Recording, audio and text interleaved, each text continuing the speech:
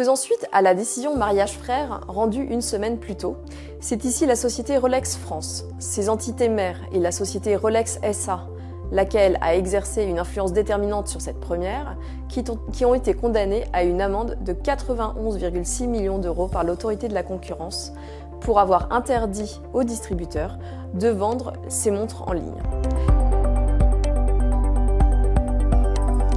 Cette décision fait suite à une saisine de l'Union de la bijouterie horlogerie et de la société Pellegrin et Fils, ainsi qu'à des opérations de visite et saisie réalisées en janvier 2019.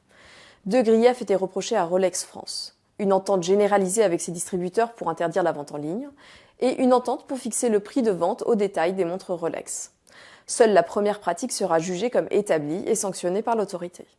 En effet, l'enquête menée par l'autorité de la concurrence aura permis de relever que les termes du contrat de distribution sélective liant Rolex France SAS à ses distributeurs agréés et l'acceptation par ces derniers de ne pas vendre ces produits sur Internet permettaient de caractériser l'interdiction de vente en ligne des montres de marque Rolex. Pour sa défense, Rolex France soutenait que l'interdiction de vente en ligne de ces produits était justifiée par la protection de l'image de marque, la lutte contre la contrefaçon et le commerce parallèle. Mais à l'aune du contexte économique et juridique dans lequel cette entente s'inscrivait, l'autorité a jugé, sans surprise, qu'elle devait être qualifiée de restriction par objet. Plus particulièrement, elle a retenu que les objectifs poursuivis par Rolex France pouvaient être atteints par des moyens moins restrictifs de concurrence.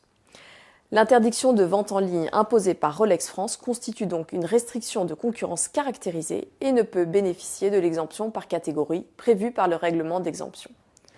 En revanche, s'agissant de la pratique de prix imposé, qui était poursuivie au motif que Rolex France surveillait étroitement les prix de vente pratiqués par ses distributeurs agréés au travers de visites régulières ou de clients mystères, l'autorité a écarté le grief et estime que l'information et l'infraction n'étaient pas caractérisées.